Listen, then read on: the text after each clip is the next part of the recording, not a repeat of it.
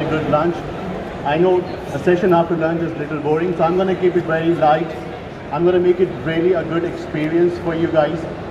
First of all, I'm not here to sell any services or any product. Rather, I'm here to share my experience and my company experience, and I'll be talking about how to save planet from the wastage of plastics. No, I'm not going to do that. I'm going to talk about how we are going to power the blockchain technology and how cloud is transforming the whole blockchain technology and powering it so that we can use it, leverage it for different use cases. To start with, my name is my name is Pallav, and I'm here to represent my company. And I'm pretty proud of the company that I keep and the company that I work in.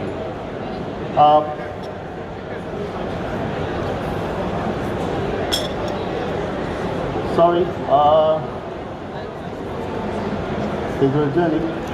So I work for a company called Kinetics. We help our customer to transform from their on-prem applications on the cloud. So that's the first stage of the digital transformation that we do. So when I go and talk to my customer and tell them and explain them what we do in our company in terms of digital transformation, they always say it's a very heavy word. What exactly you do in digital transformation? And then I came across a very nice story, a small fable about 8 blind men. It's a pretty old Indian fable. 8 blind men. So they were like sojournings, and they were asked to touch a different part of elephants, right? Being a blind, they have no idea what elephant look like. So they have their own perspective, they have own reality about what they touch, and they have created environment or ecosystem around them to describe that animal until they all touch the trunk of the elephant, and then they have some reality to correlate. So every time these 8 blind men were talking about the animal they touched, they didn't agree to it. And that's what's happening in our industry. When you go and talk to people about digital transformation, they have their own reality, they have their own perspective about digital transformation. And they are right, because you know your business better than anybody else. So where do we fit in? When we talk about we are a digital transformation company, where do we fit in? So as a Cloud Kinetics, we basically fit in into your reality, into your perception of digital transformation, and that's why we help you to transform.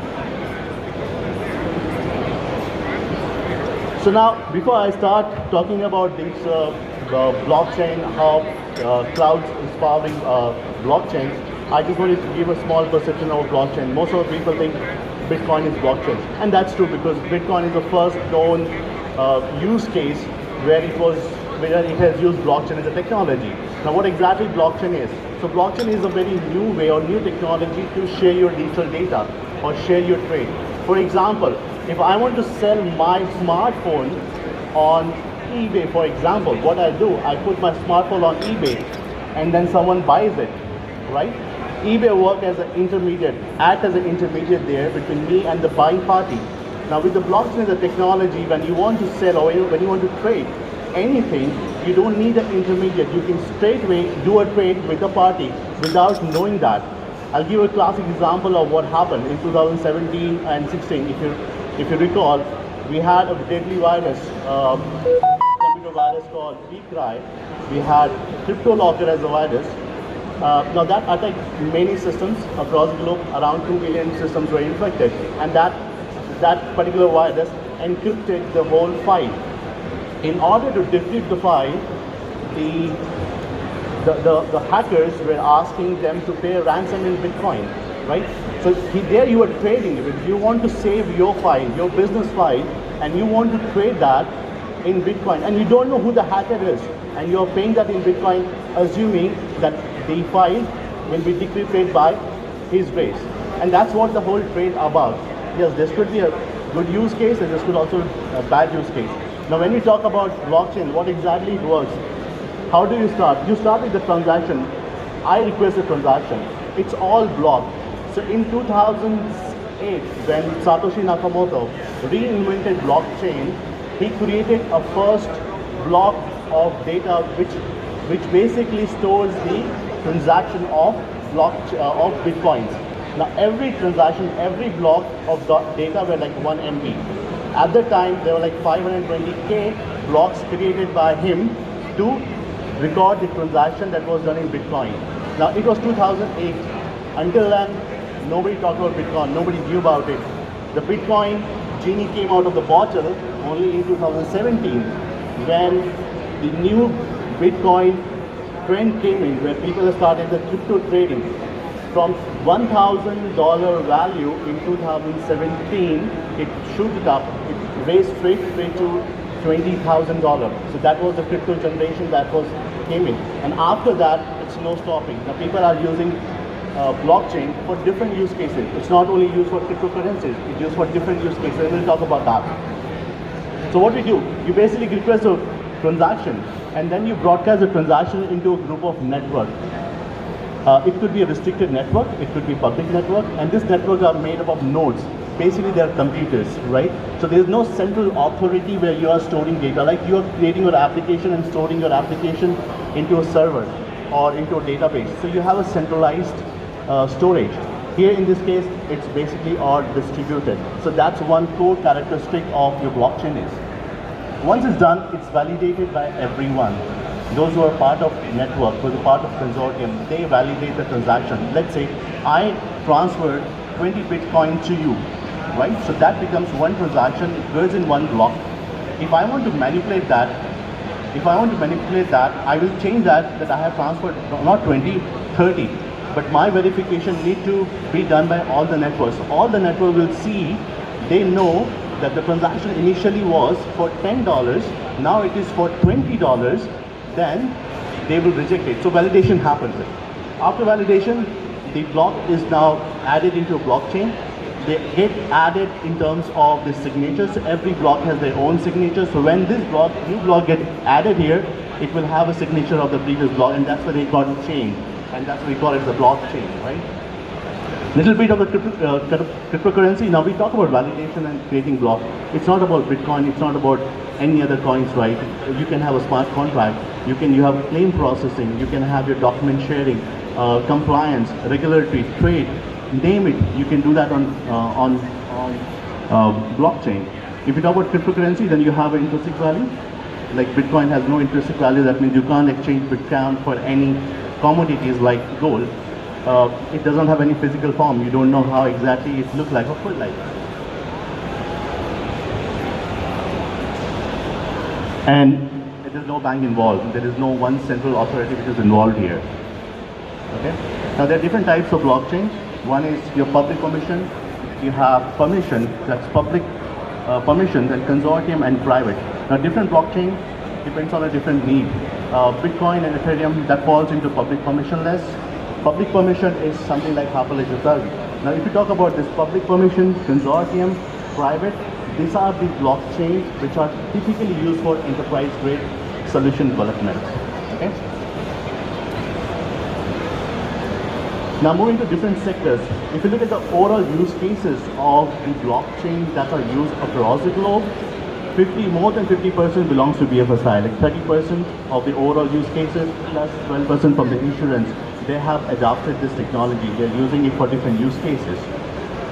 Now look at the right hand side. There's a potential use. There's a high potential of growing that business. So if you're looking at, or you belong to any of the industry at the right hand side, there are too many use cases that you can adopt, and you can grow the ratio there by building a new application or new blockchain application out there. Now what are the different possibility or potential use? As we talk about cryptocurrencies being one, you also have digital currencies, you have record keeping, you have smart contracts, you have securities. Now every enterprise, they have the use cases which falls into this four category, and you can use blockchain for that. We'll talk about whether you are ready for blockchain or not in the later slides, but these are the four categories. If you have this four category, you can always start thinking of using blockchain for your solution. Now, way back, as I mentioned, when Satoshi Nakamoto started his first blockchain, his first block was for 1 MB, and he created 527 MB 20K blocks. That's my 520 MB of data, digital data were stored in his network. How he must have done? He must have created his own identity. He must have created his own integration to legacy system. You need to have a source which can initiate the transaction. That integration he must have done by himself. there are many things that goes in order to build a blockchain application. Synchronizing with your database, creating managed keys for the vault, and it keeps on going. Now, with the power of cloud, with different cloud infrastructure, like you have Microsoft, you have Google, you have Amazon, they are enabling you to create all this blockchain application quite rapidly. So I call that as a rapid application development platform, where you don't worry about everything that you see here, the thing that's flashing. These are all important to build a blockchain application. But with the cloud powering you, enabling you with the tools that they provide, you focus on only one thing, and it's all about writing your business logic. You end up only writing your business logic. Everything is taken care by the platform, by the tool set, by the APIs that are provided by cloud, and that's where the clouds are supporting, or they are empowering your blockchain solution, and you can deploy that quite fast. Now look at the different value add that cloud brings when you develop your blockchain application. First is get up and run quickly. So first of all, you have to have infrastructure set up for your blockchain application. You need to have a network consortium. You need to configure that. Either you do it manually or you use the cloud platform. So with the cloud platform, they allow you to configure your network requirement to deploy your auto ledger. It's all configurable. You can start doing it in a couple of hours time. Connect to your blockchain business. There are lots of integration points which are integrated to, if you want to integrate to your ERP system, or if you want to integrate it to CRM system, you can use the pre-built or pre-available blockchain integration channels to integrate with your legacy system as a source from where the transaction will be initiated. Build application in days, not in time, not in months, and that's pretty much true. Here we are talking about you're building your first blockchain application. You have the tool sets, you have the APIs, you have the ledger workbench. Everything is pre-configured for that. What you have to do is you just have to write your business process that is aligned with the line of your business, and that's it. That's what you have to take care of. Innovate with confidence. The new things are coming, new innovations are being made, new APIs are being added. So every time you do, again, when you're innovating, you have to do it with confidence. With all this rapid application development platform available, that allows you to innovate, try more, right? And in that way, you can expand your thought process in terms of building an innovative application or innovative blockchain application that is a need of your business. So these are the core value add that cloud gives. But again, whatever I said, with the core fundamental, first, the core characteristic of your blockchain is it is decentralized. Second, there is no accountability. Accountability is spread out. And third is security, because everything that you do in the nodes or a computer, it is encrypted by cryptography, right? Now, what is next? We started our journey from a mainframe, that's a centralized mainframe application, to a server and client-server architecture that was an internet age. Now, from that client-server architecture, again, it was a centralized deployment. You moved to cloud. Now, you deploy your application on any cloud for that matter. Again, it's the same centralized deployment. What's next? Where are we going next? What or how I can use, or how you can use, or we can use blockchain for the next generation? There's a thought. Again, I don't claim to be ready for it. There's always a talk for the block cloud, or you can say as cloud 2.0. Now, cloud operates in a centralized manner, right? Blockchain concept is decentralization. Imagine I have a need where I want to change the way my data are stored. I want to decentralize. I want to decentralize all my database storing. I don't want to store in one database on any of the cloud. Or rather, I want to keep it on different computer, different systems. So pretty much like Uber, what Uber did, you had a car, it was unutilized, right? So Uber connected all the unutilized resources in different geos and gave them a new trend where you can ride on your personalized or car which are not taxis for that matter. It's not taxis. You have combined all the resources and created a network of fleet where you can enjoy Uber, Grab, Gojek. Same way, imagine I have 15 notebooks in my home or laptops in my home unutilized. I can create a network of all these computers or nodes for that matter, and start allowing people to deploy their application, deploy the database, again in a distributed manner. I don't have one copy, I didn't have a part of it, I just have a fragment of the application or data in my system, and it is all distributed, governed by blockchain. That will be the ideal situation, and that's what people have started thinking about. What will be the next of cloud plus blockchain? We talked about how cloud is empowering blockchain. Now we're talking about how blockchain can be used to create your cloud infrastructure. So we are in the finance stage, so I thought I'll just add some of the finance use cases. There are many use cases that come across.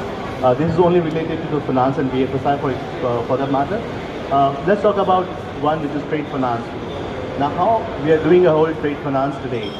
Ideally, when you talk about cross-border, where you have so much of import and export parties involved, I create a transaction, payment transaction for that matter.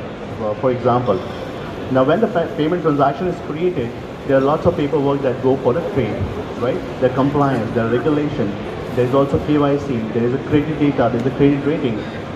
If I have to do some trade with, let's say, with my counterpart in Malaysia, I have to rely on third parties. I have to rely on them. They will verify my data. They will verify my paper. They will verify it once they say yes, then the trade happens.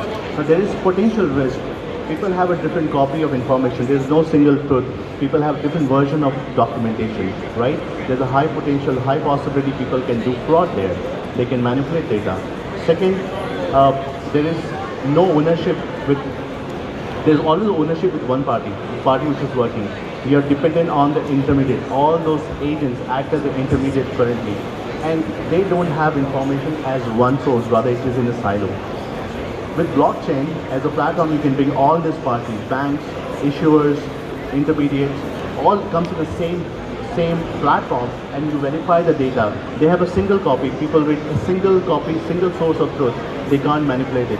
Anytime anybody wants to manipulate it, they'll have to change the whole chain, which is way too impossible under given scenario, right? So the blockchain changed the whole future. The future in the way you do your transaction.